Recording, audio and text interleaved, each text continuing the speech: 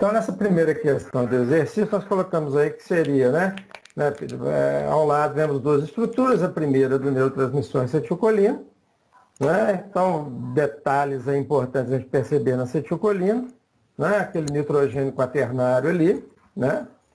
Que é oriundo da colina, ok? Então, ela sai da colina. Enquanto o outro, né? que é o restante, lembra que aquele ácido carboxílico ali no final, ácido carboxílico, aquele éster no final, então proveniente do acetato, né? Ou melhor dizendo, do acetil-CoA, que foi quem deu origem a esse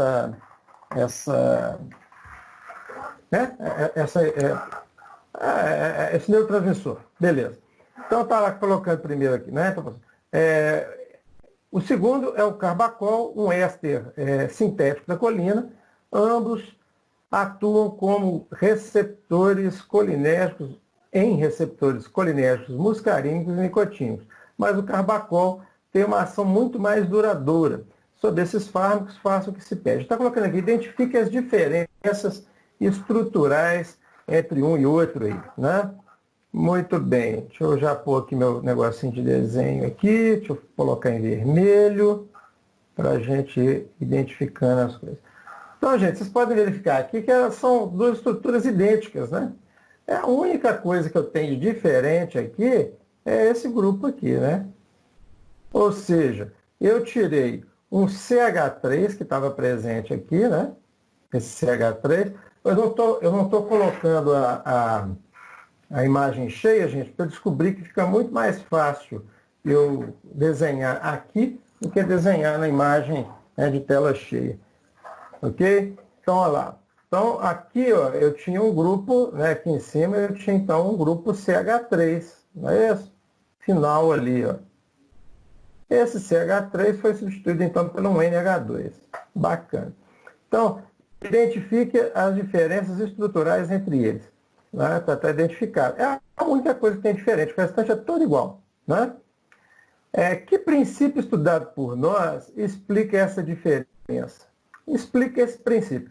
Bom, aí vocês estão lembrados aqui o seguinte, né? Nós estudamos no início dessa segunda unidade, nós estudamos o chamado bioisosterismo, ou isosterismo basicamente, tá?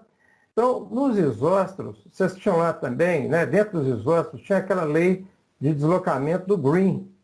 Lembra do Green? O Green ele dizia o seguinte, né? Se eu pegar um átomo, né? Um carbono aqui, por exemplo, né? E colocar um hidrogênio, ele vai ficar parecido com a molécula, com o átomo da frente, vai ser um pseudoátomo. Se vocês conferirem, né, o nitrogênio que vem logo depois, seria essa estrutura. Agora, se eu tiver um CH3, para ele ser semelhante ao nitrogênio, eu preciso então de um NH2, um nitrogênio a menos. Tá? Então, ó, igual assim, vou colocando igual, vocês entendem, né? São isósteros essas duas estruturas. Então, o que foi feito aqui? Uma substituição isostérica, ou seja, eu retirei um CH3 e coloquei um NH2. Tá? Qual que é a ideia aqui? É que eu mantenha as propriedades da molécula, né, o máximo possível, mas altere algumas coisas, né, importantes. Aqui, no caso, o que aconteceu? Ao colocar esse grupo, esse ureato, que a gente chama essa estrutura aqui, ó, tá? Essa área toda aqui é o ureato. Tá? Esse ureato, ele acaba sendo similar a esse grupo todo aqui, esse grupo éster. Tá? Então, o éster e o ureato. Então, eu mantenho as características assim de tamanho, é muito parecido. Outra coisa, a distribuição eletrônica é muito parecida. Com isso, essas duas estruturas, elas apresentam assim, uma ligação com o receptor muito parecida também. As duas vão ser muito parecidas nessas propriedades fisicoquímicas, inclusive. Mas tem uma diferença. Quando eu coloco esse grupo NH2 aqui e tiro o CH3, eu modifico, eu diminuo, porque quem é que quebra a acetilcolina? Né? É a enzima chamada acetilcolinesterase. Tá? Esterase. Esse esterase significa que ela está quebrando éster. Se eu substituir o éster por um ureato, não, um urato, melhor dizendo, se eu substituir o éster por um urato, o que vai acontecer? Essa enzima não vai reconhecer essa estrutura de cá. Essa estrutura aqui, ó, essa daqui de cima, ela quebra rapidinho. Tá? Então, destrói rapidinho. A outra, ela vai encontrar dificuldade. Tá?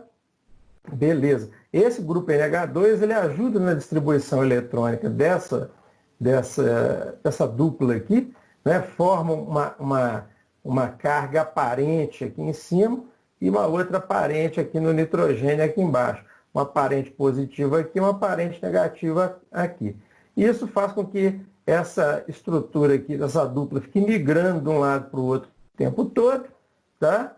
E faz com que essa estrutura seja mais estável, né? A hidrólise pela acetilcolinesterase do que essa daqui de cima.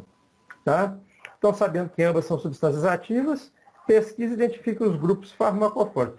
Olha, o que é o grupo farmacofórico? É aquele que vai promover o efeito, né? O grupo farmacofórico. Então, ó, se isso daqui pode ser substituído sem alteração da ação, né? Porque o carbacol, se vocês olharem lá, ele age tanto em receptor nicotínico quanto em receptor muscarínico, ou seja, não houve alteração nenhuma em relação, né, quer dizer, diminui um pouco a afinidade, mas em relação à acetilcolinesterase.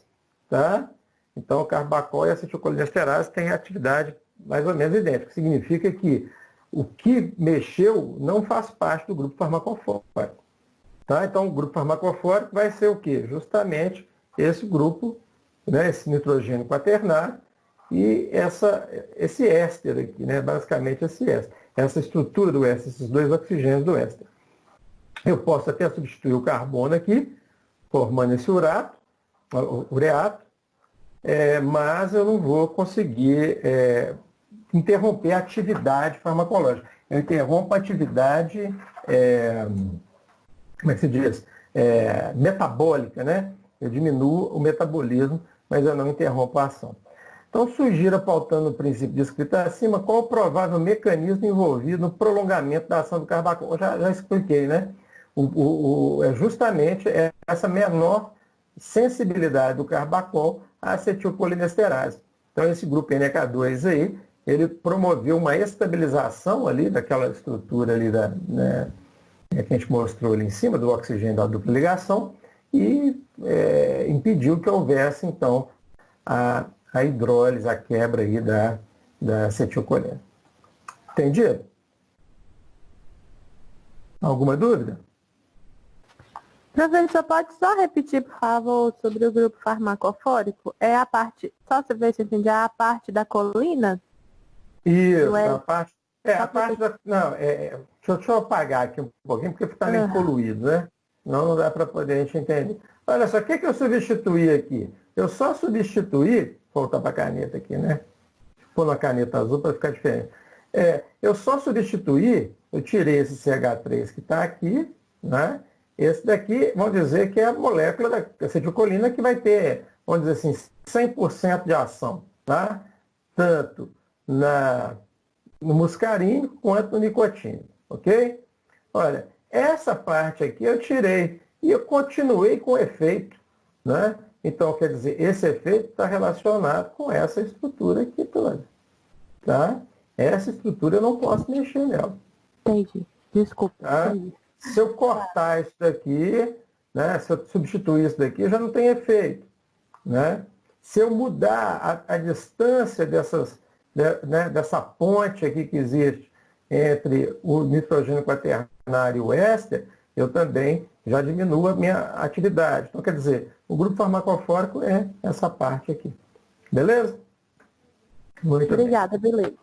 Vamos lá. A histamina é uma amina biogênica que é sintetizada a partir do aminoácido histidina, sob a ação da L-histidina descarboxilase.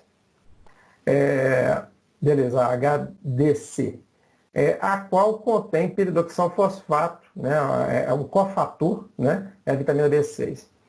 Sua metabolização gera, ao final, compostos inativos que são excretados na urina. Eu acho que eu coloquei aqui embaixo, só para a gente ver aqui, né?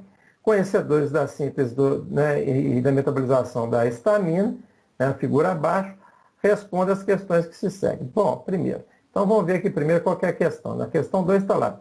Um senhor de 64 anos, sexo masculino, apresentou um quadro relativamente grave de anafilaxia após exposição ao antígeno ao qual sabidamente já era alérgico. Após tratamento com adrenalina e hidrocortisona, apresentou boa recuperação. Em sua urina, identificou-se uma quantidade significativa de um ribosídeo do ácido imidazolacético. Desculpa, um ribosídeo do ácido imidazolacético. Esse senhor é portador do mal de Parkinson e usa selegilina 5 miligramas, né, o Jumexil, de 12 em 12 horas. Beleza. Pesquise sobre a ação desse fármaco, analise as vias de síntese e metabolização da histamina e proponha uma explicação para esta reação exacerbada seguida desse achado, tá? Achado bioquímico clínico. Beleza. Então vamos só olhar aqui a estrutura aqui o processo. Então eu tenho duas vias de metabolização. Essa via de metabolização aqui, eu vou chamar de... Volta para o desenho. Então essa daqui eu vou chamar de via de metabolização primária, ou principal. Tá? Essa eu vou colocar um primeiro aqui, a primeira via. Tá? E essa aqui vai ser a secundária. Ok? Bacana. Então, o que acontece na via principal? A primeira coisa que vai acontecer é a introdução desse grupo metil aqui. Tem uma caneta vermelha para destacar ele aqui. Ó. Não, melhor. Destacar, a gente destaca assim. Bacana, ó. Esse grupo metil entrou nesse anel imidazólico. Né? Bacana. Então, transformou na metilhistamina. Bacana? Logo depois, olha, essa metilhistamina, apesar do efeito ser muito pequeno, ela ainda tem efeito, tá? Já a segunda aqui, que é o metil, né? Ácido metil imidazólico, tá? Então, o nome seria esse, né? Ácido, o A aqui, metil imidazolo acético, né? Porque, na verdade, vai formar o ácido acético. Então, ó, ele vai passar por um outro processo. O primeiro processo aqui foi uma metilação do anel. Bacana. O segundo processo vai ser a oxidação. Bacana. Quem que faz essa oxidação? A monoamina oxidase, também conhecida como MAO, tá? Então, mas é MAO com O, tá? Então, essa daqui é a nossa amiga MAO. Ok? Beleza.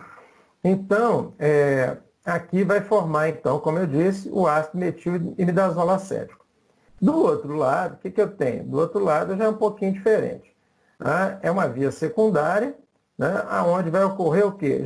Eu já vou promover essa formação, né, essa colocação desse grupo, desse ácido carboxílico, aqui de uma vez. Ó, tá? Então, o que ocorreu aqui? Eu vou formar o ácido imidazolo acético. Ó, não é o mesmo que o de baixo, não? Não. O de baixo tem um grupo metil aqui, estão lembrados? Esse daqui não tem. Tá? Mas eu formo o primeiro metabólito, então, é o ácido imidazolo acético. E, nesse caso, ela sofreu uma desaminação. Tá? Ou seja, ela perdeu o grupo amino aqui, né? A amina aqui que tinha, foi embora, foi substituído por um ácido carboxílico. Ok? Então, isso daqui, né? Então, como a gente estava falando, né, eu mudei aqui tudo, né? Então, quando eu tiro aquele grupo NH2 ali, eu já destruo basicamente a atividade farmacológica desse composto, né? Então, aqui a histamina, esse composto já não é ativo mais. Esse daqui ainda tem atividade. Por quê? Porque o grupo farmacofórico foi mantido, ó. Estão vendo? Aqui. Onde que ele interage? Normalmente é nesse nitrogênio, né? Nesse grupamento amina aqui. Esses dois hidrogênios são os mais importantes aqui. Beleza. Aqui ó, já não tem mais grupo amina. Então eu perdi esse grupo amina. Resultado, esse daqui já não tem atividade mais. E posteriormente, essa aqui vai ser conjugada com uma ribose, que é um açúcar, né? E vai ser eliminado na forma de um ribosídeo. É um ribosídeo do ácido imidazolo acético. Bacana. O que aconteceu ali? Vamos voltar um slide aqui para a gente ver o que aconteceu com o senhorzinho lá. O senhorzinho, ele teve, então, uma crise alérgica. Bacana, até aí tudo bem, né? Só que após essa crise alérgica, né? Ou melhor dizendo, essa crise alérgica foi relativamente mais grave, né? Do que geralmente acontecia com ele, que ele já tinha essa alergia. Beleza. Após o tratamento com adrenalina, resolveu tudo. Tá, beleza. E daí, algum tempo, começaram a encontrar quem? O ribosídeo do ácido imidazolo acético. Olha lá, nós acabamos de falar nele, né? Bacana. O que isso já me diz? Me diz que quem está sendo acionado aqui? A via principal ou a secundária? Secundária, né? Secundária. Não é? Olha lá, estão formando, então, esse ribosídeo. Mas, gente, se a gente partir do pressuposto que essas vias secundárias, elas normalmente, têm uma pequena participação, era de se esperar que houvesse alguma presença desse ácido imidazolo acético na urina. Só que aqui, ó, eles colocaram uma quantidade significativa. Então, houve uma quantidade significativa, ou seja, aumentada. Tá? O que acontece? Para que serve uma via secundária também? Para quando a via principal não está dando conta do processo, a via secundária começa a dar. Bom, acontece que a nossa amiga lá, a siligilina, ela é o quê? Ela é um inibidor, né, da monoaminoxidase. Ela inibe justamente essa enzima aqui. Quer dizer, eu deixo de atuar. A minha amiga aqui, né, que eu falei, a MAL, deixa de agir. Resultado, eu vou ter acúmulo de quem? Né? Eu vou ter um aumento da quantidade da metilhistamina, que ainda tem alguma atividade, estão lembrados? Então, quer dizer, ele já produziu uma quantidade de histamina alta, porque estava numa crise, né, anafilática. Mas foi mais grave do que o esperado, porque estava acumulando esse metabólito aqui, né? Que ainda tem atividade. E não estava processando esse outro aqui, que é o principal metabólito final. E aí houve um desvio de rota para o lado de cá. Né? Esse lado agora passou, então, a processar a histamina, né? Já produzindo esse composto que não tem atividade, né? O ácido imidazolo acético, e depois conjugando ele com a ribose, formando ribosídeo. Entendido? Então, assim, na teoria é muito fácil, né? Então, está colocando, assim, né? Tá colocando lá, pesquise sobre a ação deste fármaco, analise as vias de síntese e metabolização e propõe uma explicação para esta reação exacerbada seguida do achado bioquímico. É isso. Deu para entender? Deu para entender. Quem não tem erro não, né? Bom, vamos lá. O primeiro metabólito da via principal de metabolização da histamina é a metilhistamina. Esse metabólito, substituindo o hidrogênio, tende a estabilizar uma das formas tautoméricas do anel imidazólico da molécula. Beleza. Pede, considerando a substituição do H pelo CH3 com qual dos tautômeros estaria estabilizado? Bom, primeiro, vamos voltar aqui. Vou apagar aqui para poder aproveitar, que senão eu não pus essa imagem aqui dos tautômeros, senão vai ficar demorado para a gente desenhar aqui tudo. Então, ó, lembrando, né? Eu tenho 2 nitrogênios. Vamos considerar esse anel aqui, né? 2 nitrogênios lá, né? O que está mais próximo é o π, lembra? E o que está mais distante é o tal. Ó, o π e o tal. Bacana. Por que eu falo de próximo ou distante? Próximo desse grupo aqui, né? Da cadeia carbônica que vai terminar lá na mina. Né? Então, ó, esse aqui já é o primeiro átomo após esse carbono. Esse daqui já é o segundo átomo após o carbono. Então, esse aqui eu estou chamando de mais próximo. Então, quando é próximo, olha que bacana para a gente guardar isso, hein, de cabeça. Ó. Próximo. Vou falar. Próximo, eu tô com um problema. Eu estudo italiano, e em italiano, próximo é com S, tá? É com 2 S. Então, às vezes eu vou escrever, eu fico na dúvida aqui.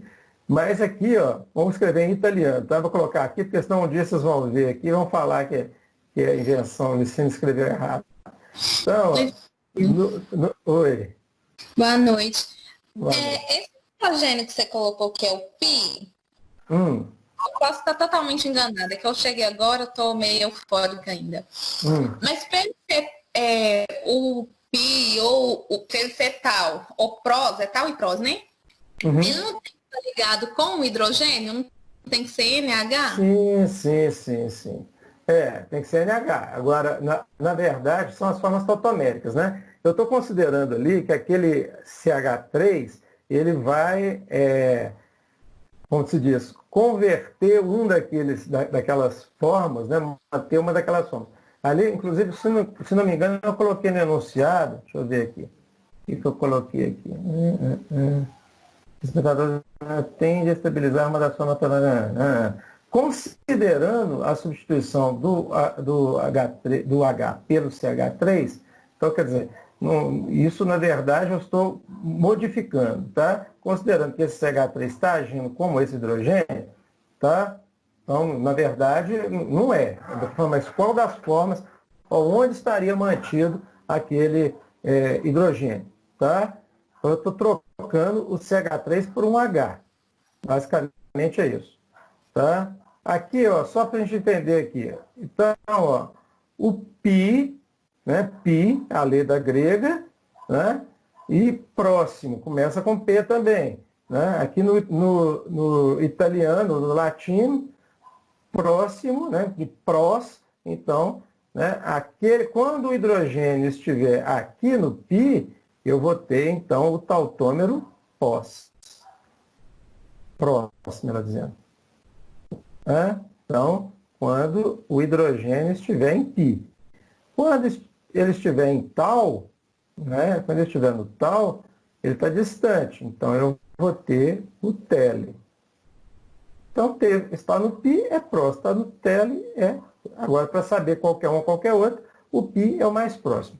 Só para a gente guardar aí. Bacana.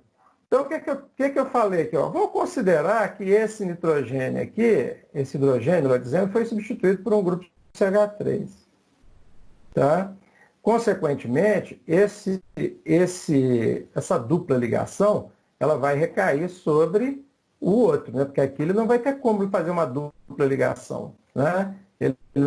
A estabilidade fica deslocada para o lado de cá. Então, eu vou tender, né, como eu estou mostrando aqui, né, a manter como se aqui, né, só lembrando, vamos desenhar a estrutura aqui, eu acho que fica mais fácil.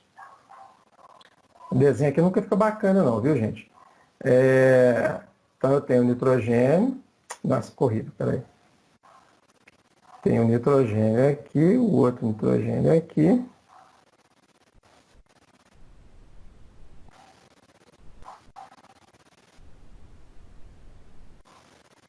Aqui eu tenho Se a dupla estiver aqui, o hidrogênio está aqui, correto? Se a dupla estiver do outro lado, o hidrogênio estaria aqui, né?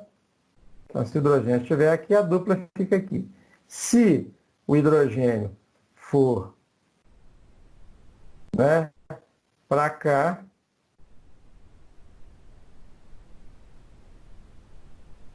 a dupla passaria para o lado para esse outro hidrogênio, nitrogênio, desculpa. Né? Então, aqui deixaria de ser dupla. Tá? Então, manter essa dupla ligação aqui me dá uma distribuição de carga para a interação com o receptor semelhante ao que acontece com qual tautômero? Né? Então, no caso aqui, ó, é o tautômero o quê?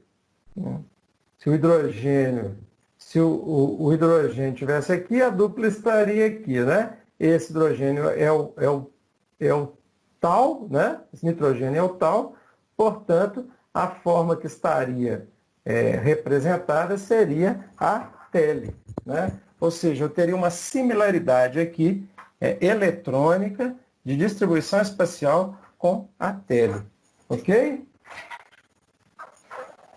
Eu não entendi.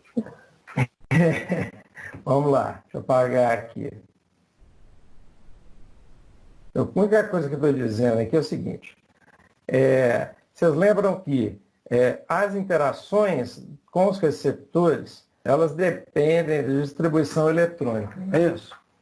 Então, quando eu tenho essa estrutura aqui de cima, olha, eu estou formando 2 ligações, 3 ligações, e não tem hidrogênio aqui. Então, eu tenho aqui, ó, deixa eu pegar uma caneta aqui, é um vermelhinho.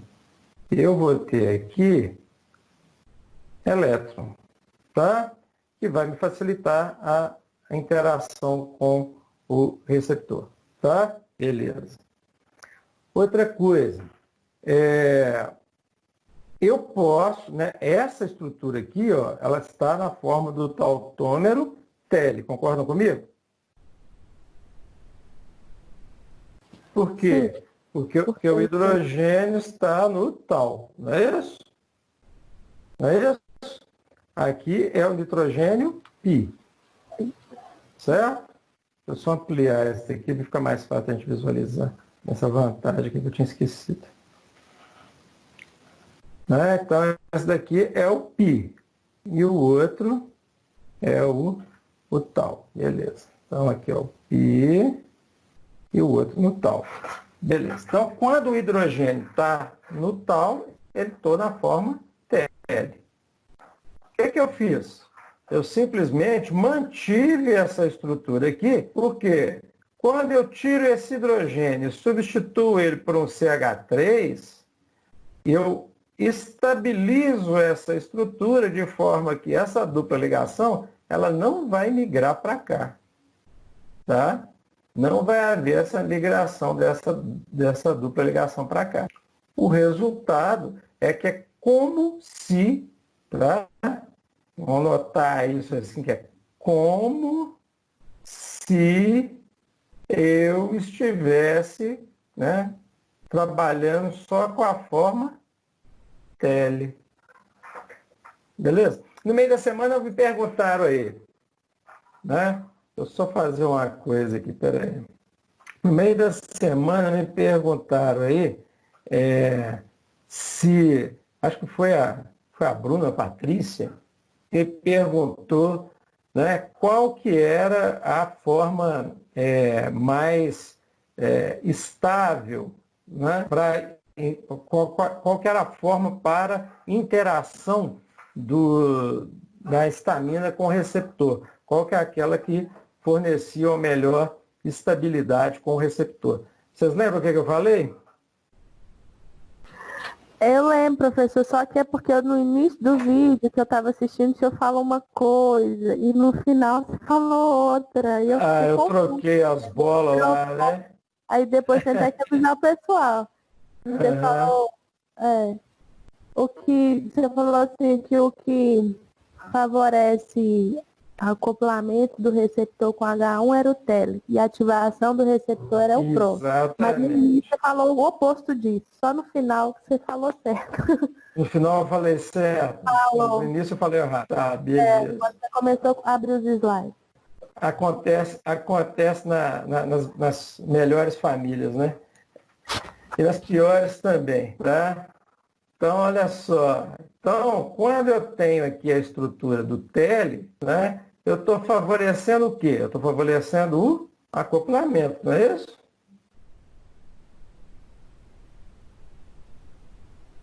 O tele favorece o acoplamento, enquanto o PROS favorece o efeito, né? A ação. Então, eu estou facilitando a ligação com o receptor. O efeito é menor? É, menor. Por isso que eu disse aqui, ó, quando eu formo o grupo, quando eu formo a metilhistamina, essa metilhistamina ela é ativa? É, por quê? Porque ela ainda consegue ligar com o receptor. Mas por que ela é menos ativa do que a histamina? Porque a capacidade dela de ativação está diminuída, porque ela não consegue passar para a forma pi, ou melhor dizendo, para a forma PROS. O hidrogênio não vai migrar para cá e eu não vou ter, então, aquela conformação tautomérica da PROS. Entendido? Entendi, professor. Obrigada. Então, a ideia foi essa. Por que eu reduzi, então, por que eu coloquei aqui o CH3 no lugar do hidrogênio? Né? É justamente para poder estabilizar uma das formas, que é a forma que liga. Então, gente, isso aqui, qual que é a finalidade disso? Ó, se eu pegar uma estrutura, um antagonista, por exemplo, e meter o CH3 no lugar, naquele nitrogênio tal lá, né?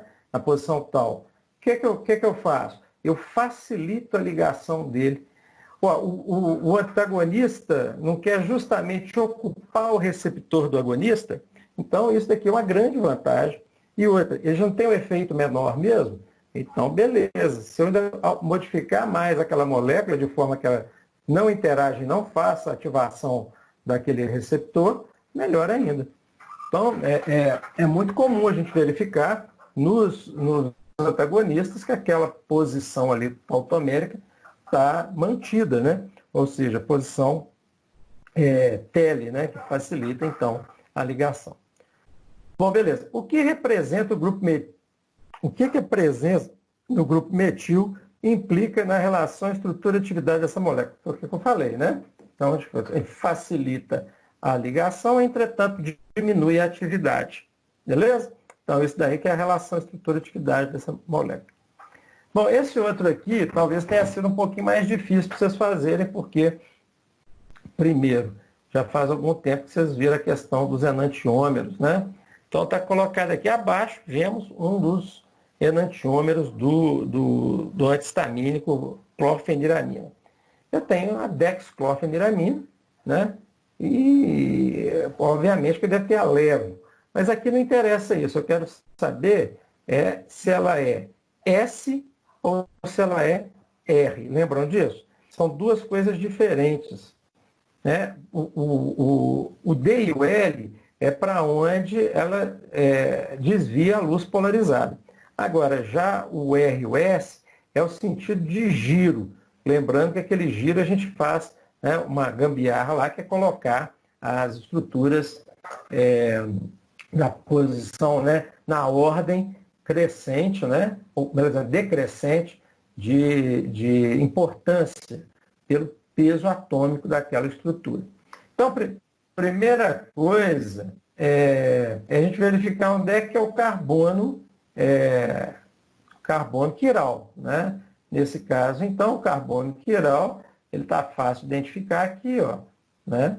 Vamos colocar um asterisco aqui, que é o símbolo né, para colocar aqui um carbono quiral. Então, eu tenho essa estrutura. Lembrando que se esse grupo, né, o clorofenil, né, o cloro ligado a um grupo fenil, né, substituiu a hidroxila, provavelmente era do fenol aqui, pelo cloro. Bacana. Olha só, se eu tenho esse desenho dessa forma, significa que essa estrutura está para trás, correto? Então ainda está faltando alguma coisa. O carbono faz 4 ligações, tem 1, 2, 3 ligações. Então aqui está faltando, eu tenho que desenhar dessa forma aqui, né? Isso aqui está espetado na minha tela aqui, né? Como se tivesse espetado na minha tela. Eu tenho então um hidrogênio ainda dando sopa aqui nessa brincadeira. Bacana? Então esse grupo aqui está para trás, esse grupo espetado na tela e esses dois grupos aqui no mesmo plano da tela. Ok? Bacana. Primeira coisa que eu tenho que fazer. Primeira coisa, eu tenho que colocar essas estruturas, né? Inverter isso, né? Por quê? Porque o hidrogênio, quando a gente vai fazer, vai dar aquele valor para o hidrogênio, né? Para os grupos, eu tenho que colocar o hidrogênio para trás. Estão lembrados disso? Então, o que eu tenho que fazer? Eu tenho que pegar essa molécula aqui, deixa eu ver aqui uma coisa, tirar o desenho. Oh, aqui é ótimo que eu posso fazer isso, olha que bacana. Né? E aqui eu vou desenhar da seguinte forma. Esse cloro agora está para frente. Vamos pegar a canetinha aqui de novo. Esse cloro agora está para frente. O cloro, esse grupo aqui com o fenil e o cloro está espetado na minha tela. E quem foi para trás é o hidrogênio. Bacana? Agora eu posso colocar os números, né? Primeiro, lembrando, peso molecular. Eu vou olhar aquele grupo que tiver o átomo com maior peso molecular. Olha, primeira coisa, todos eles, a primeira ligação que eles fazem é com carbono, exceto esse. Esse aqui eu já posso colocar o número 4 nele, né? Esse hidrogênio aqui. Deixa eu trocar essa cor aqui. Então, ó, esse aqui já é o número 4. Rachinha. Vou apagar aqui. Então, esse é o número 4. Esse aqui é a única certeza que eu tenho. Os outros todos têm carbono. Então, o que é que manda a regra? Bom, eu tenho que olhar qual que é o que tem o próximo átomo, né, que está ligado. Ó, nessa estrutura aqui, o próximo átomo é um nitrogênio. Nessa estrutura aqui, o próximo átomo é um outro carbono. Se eu olhar por esse lado de cá, vocês lembram quando eu tenho dupla ligação? O que que a regra manda? Que eu trate como se fossem 2 carbonos ligados aqui. Bom, mas já perdeu para essa, né? Por enquanto essa aqui está ganhando porque tem um nitrogênio que é maior do que o carbono. E esse outro aqui, ó, tem um carbono ligado aqui, tem outro carbono aqui. Então, uma coisa eu já tenho certeza, o número 1 vai para essa de cá. Bacana? Beleza. Então, ó, já tenho o 4 e já tenho o 1. Agora, o 2 vai definir tudo agora aqui, né? Então, vejamos, olha. Eu tenho o grupo, esse grupo aqui, como eu falei, tem um carbono, 2 carbonos, 3 carbonos, 4 carbonos, na verdade, por causa da dupla ligação, né? No 5º carbono e depois na 6ª posição que eu tenho o cloro. O cloro é até grande, né? Maior que o nitrogênio, só que ele está longe para danar. Vamos lá, e esse daqui eu tenho, ó, um carbono, 2 carbonos e outro nitrogênio. Então esse daqui é o 2. Tá? Esse daqui vai ser o 3, consequentemente. Tá? Então, como é que eu vou fazer o giro aqui? Vou fazer o giro nesse sentido aqui, que é o anti-horário. Tá? O sentido anti-horário é o S. Não é isso? O rectus é o sentido horário. O S é que é o anti-horário. Né? Muito bem. E agora, a pergunta diz o seguinte, bom, já definimos qual que é, né? Então a gente já sabe que ele é um S, né? Que ele estava girando para sinistra, para a esquerda, né? Vamos lá para o lado de cá. Beleza. Agora, a pergunta me diga, né, se ele é um eutômero ou um distômero. Primeiro, quem que me responde o que é um eutômero e o que é um distômero? Qual que é a diferença dessas duas coisas?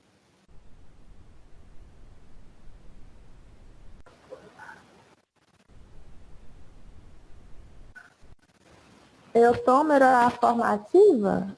A molécula ativa. Eutômero é ativa. Distômero é aquela que não é ativa.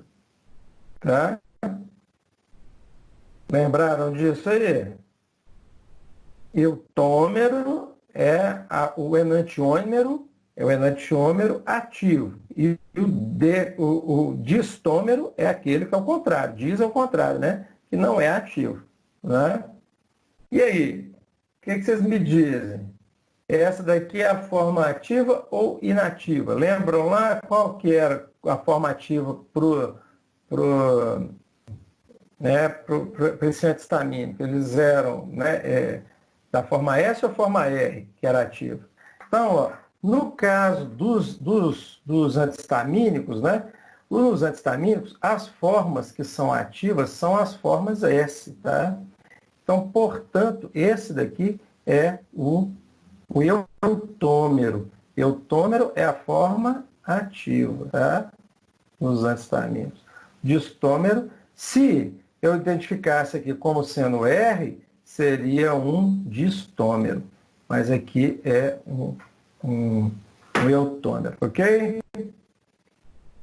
Então é importante, gente, na hora que a gente for fazer, né, se tiver que fazer alguma coisa nisso hoje ou, né, em outro dia aí qualquer, vocês terem atenção para que né, se tiver tudo no mesmo plano, beleza, não tem problema nenhum. Você mete o hidrogênio lá para trás e esquece. Agora, se eles estiverem né, com planos, esse aqui, se um dos grupos que você está avaliando estiver para trás, você tem que virar a molécula e colocar ela para o hidrogênio para trás, porque é o que é convencionado para poder se identificar aqui, então, a molécula, o sentido da molécula.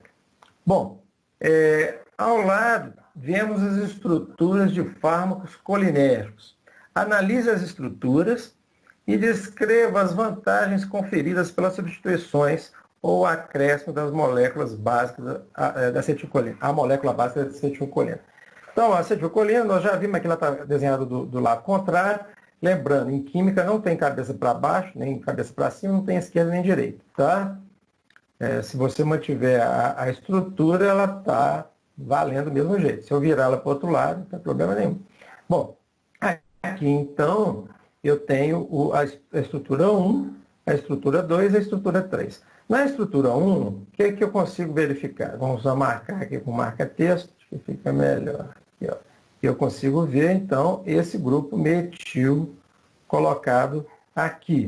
Segundo, na estrutura 2, eu estou vendo esse grupo NH2 colocado aqui, a única diferença que eu vejo. E na estrutura 3, é uma mistura das duas. Eu tenho, então, isso mais isso daqui. Bacana. Bom, uma nós já discutimos ali atrás, né? Nós discutimos que quando eu coloco esse grupo NH2 em substituição a um do CH3 aqui, né? Então eu tirei um CH3 aqui e coloquei esse NH2, o que acontece? Eu estabilizo essa área da molécula, evitando, então, só pôr aqui uma cor diferente. Essa área aqui, então, ela vai ficar estável, mais estável e menos suscetível à quebra pela acetilcolinesterase. Então, essa daqui, com certeza, o que ela vai ser? Ela vai ser mais estável. Essa aqui, na verdade, é o carbacol, né? Esse é o carbacol. Carbacol. O carbacol, então, como a gente já tinha discutido lá atrás, ele é mais estável, né, em relação à acetilcolinesterase.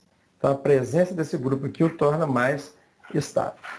Beleza. Então, uma coisa eu já tenho certeza. Esse grupo que está aqui colocado nessa molécula aqui, ó, também vai conferir a mesma coisa. Concorda comigo? A substituição é exatamente a mesma, né? Então, essa molécula 3 ela vai ser mais estável a acetilcolinesterase. Agora, tem jeito de eu aumentar ainda mais essa estabilidade? Tem. Como? Ó, eu meto aqui um grupo metil. Ao colocar esse grupo metil aqui na molécula, eu também diminuo, né, a sensibilidade, ou melhor dizendo, né, eu aumento a estabilidade de novo, né, aumenta a estabilidade para acetilcolinesterase. Então, ó, dessa molécula aqui, eu tenho uma estabilidade grande para acetilcolinesterase. Essa daqui também é uma estabilidade grande. Essa daqui, a estabilidade vai ser monstro. Essa daqui, gente, é o beta-necol, se não me engano. Eu não olhei antes as estruturas, né? Mas eu acho que é o beta-necol. O beta-necol, ele não é metabolizado, tá? Não é. Por causa dessa, não é metabolizado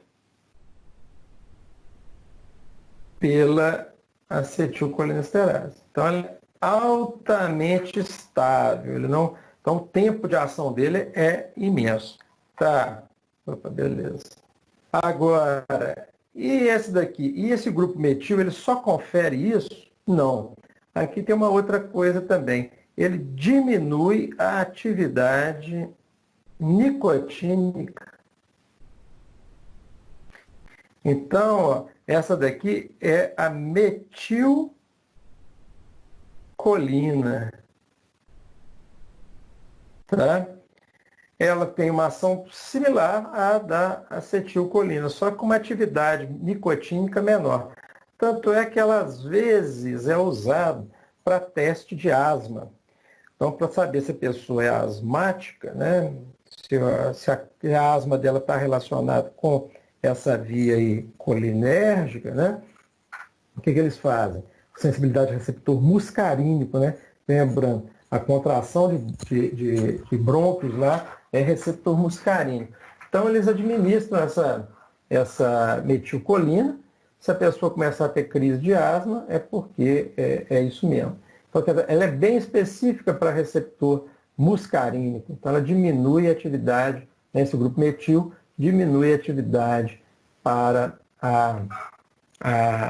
os receptores nicotínicos. E estabiliza um pouco mais, ela vai ter um pouco de ação maior, um tempo de ação maior do que a acetilcolina. Agora, no caso do beta-necol, então eu já posso esperar o quê? Bom, ele não é metabolizado pela acetilcolinesterase e ele é praticamente exclusivo de receptor muscarínico. Ele não age, então o nicotínico ele não age, tá? Então, é isso. Então, essas são as modificações que a gente pode observar aí na molécula. Porque eu acho que eram essas as questões. Tem mais questão? Não, né? Deixa eu ver aqui no exercício aqui. Não, acho que é isso mesmo. Então, ó, na projeção de Newman, lembra que a projeção de Newman, né, se eu pegasse, por exemplo, se eu pegasse aqui o carbono e ligasse esse carbono a um outro carbono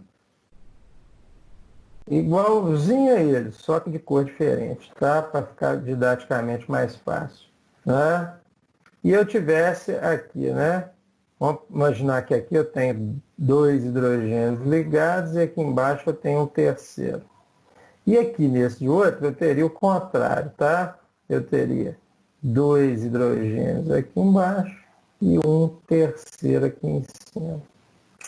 Vamos imaginar uma outra forma de representar isso daqui. Então, ó, esse hidrogênio ele estaria no mesmo plano, esse daqui estaria espetado e aquele outro lá estaria para trás do plano.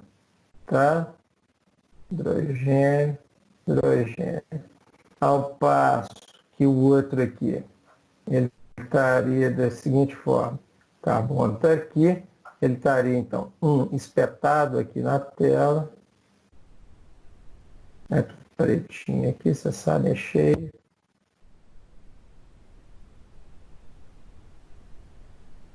O outro lá para o lado de trás.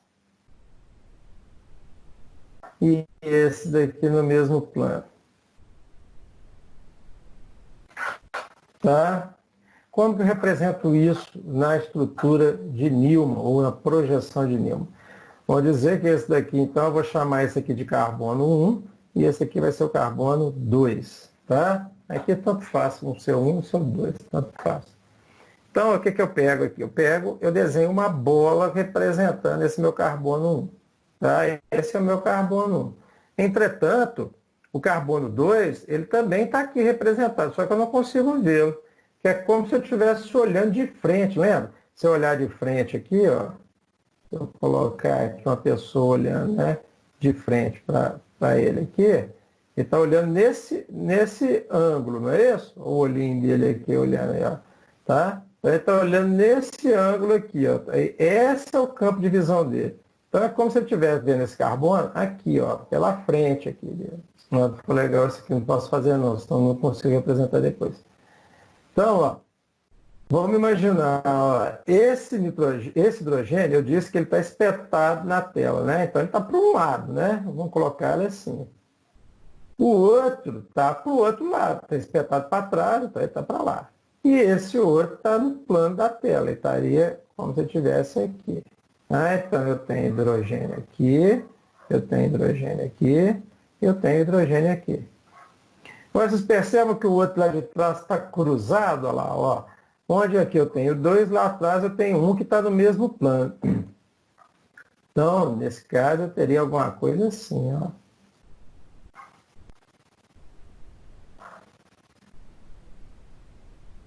Conseguiram visualizar aqui? Tem que ter um pouquinho de abstração só para entender, né?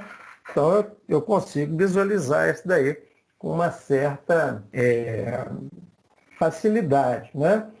Agora, essa forma aqui é a forma que a gente chama de forma anti ou estrela, tá? E eu tenho a forma eclipsada também. Na eclipsada, eles vão estar um atrapalhando a visão do outro, é como se tivesse um hidrogênio na frente do outro. Eles estariam todos dois na mesma posição, tá? E isso, quando eu pego uma molécula maior, eu tenho que definir qual que é o eixo que eu estou observando. Aqui, o eixo é o carbono 1, 2. O eixo é 1, 2. Se eu tivesse mais, eu teria que colocar, vamos colocar 4, 5. Então, é como se estivesse olhando para o carbono 4 e atrás do carbono 4 estaria escondido o 5. Deu para entender isso? Vocês já tinham visto essa forma de representar em química orgânica? Nunca tinha visto isso. Primeira Não, vez. né? Essa é a chamada projeção de Newman. Ela é muito útil para a gente saber, por exemplo, qual que é a forma, ou melhor dizendo, qual que é a projeção, né? A configuração, quando eu tenho uma molécula que tem vários carbonos que são livres, né? Que tem giro livre, eu posso ter diversas conformações diferentes, né? Então, é bem difícil, às vezes, eu representar assim, né? Então, representa muitas vezes dessa forma aqui mesmo. Então, por exemplo, vamos pegar uma molécula um pouco mais complicada aqui. Deixa eu ver se eu tenho uma molécula aqui. Ô, professor, mas como você falou, a gente vai definir o eixo que está olhando. Então, uma molécula, se ela for muito grande, ela pode ter, vai obrigatoriamente ter mais de uma dessas projeções aí. Seria isso? Exatamente. Eu posso ter mais de uma projeção daquela. Cada Tá? maior, aí a gente ia ter que ir fazendo as projeções de eixo, aí seria? Não, se eu pedisse para projetar, né? Faça a projeção no eixo, usando como eixo o carbono 1, 2. Bacana, não tem erro nenhum. Né? Aqui nessa molécula está tranquilo. Vamos imaginar só uma outra situação aqui, tá? Vou colocar um outro grupo aqui e um outro grupo aqui, tá? Paguei 2 aqui. Então aqui, ó, eu vou colocar um outro grupo, deixa eu ver aqui, um outro grupo CH3. E aqui eu vou colocar um grupo NH2. Só para a gente... Ops, achei que eu tinha mudado a cor, não mudei, né? um grupo NH2. Ups, tem a hora que eu erro o nível aqui do então aqui é N. Oh meu Deus! N não foi ainda. NH2. Como é que ficaria essa projeção aqui? Tá? Olha só.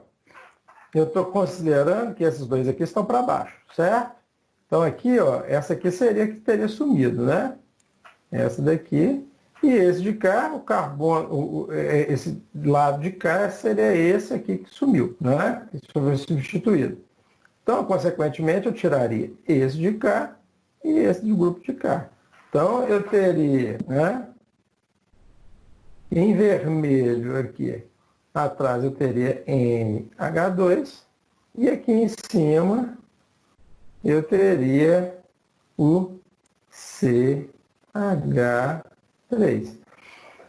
Perceba o seguinte, uma coisa que geralmente acontece na natureza é que os grupos tendem a ficar mais espaçados possíveis, os átomos, mais espaçados possíveis um do outro. Por quê? Por causa de interação mesmo. A gente fala de força de interação estérica, né? Então, eles já mantêm uma coisa que a gente está batalhando para conseguir, que é o tal distanciamento social. Isso para eles é uma coisa natural.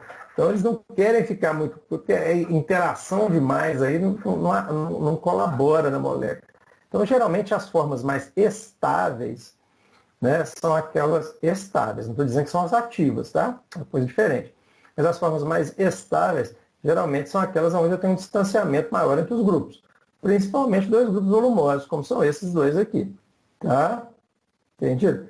Vocês perceberam que eu criei um carbono a mais aqui, não perceberam? Ó, tem um carbono a mais. Agora, esse carbono aqui não é mais, esse aqui não é mais o carbono 1, na verdade. Né?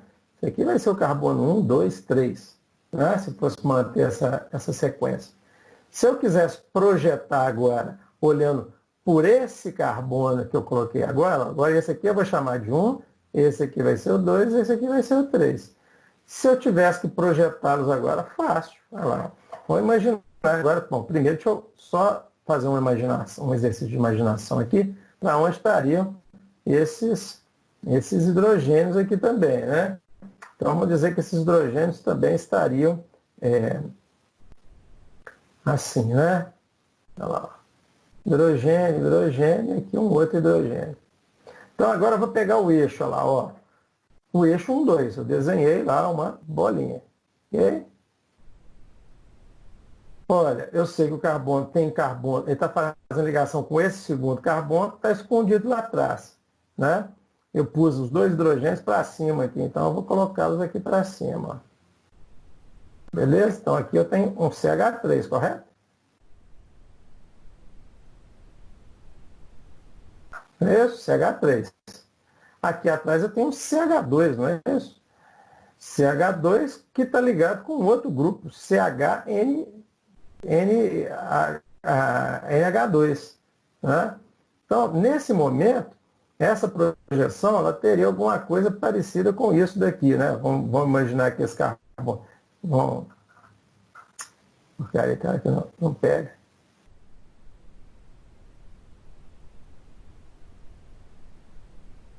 Eu estaria o hidrogênio aqui, o outro hidrogênio, que são dois Hs, e aqui atrás eu teria, então, em vermelho, eu teria toda essa outra parte da molécula, que é o carbono com os seus, né? Eu posso colocar aqui só, deixa eu apagar aqui só um segundo. Eu posso colocar aqui só CH2, só para a gente entender que é essa parte que não está me interessando agora, né? É o CH2NH2, CH2NH2, certo? Então, esse grupo volumoso todo aqui, ó, está escondido, tá aparecendo aqui, o rabinho dele está aparecendo aqui atrás. Tá? Dessa vez eu mudei o eixo. Continuou 1, 2? Continuou. Mas por que continuou 1, 2? Porque o 1 mudou de lugar. né? Um passou para esse outro átomo de carbono que eu coloquei aqui. Tá? Se eu tivesse pegado esse de cá, se eu usasse esse daqui, ó, agora é o eixo 2, 3. Esse daqui é o eixo 1, 2. Ok? Beleza? Entendido aí? Eu acho que com isso vocês já fazem a prova.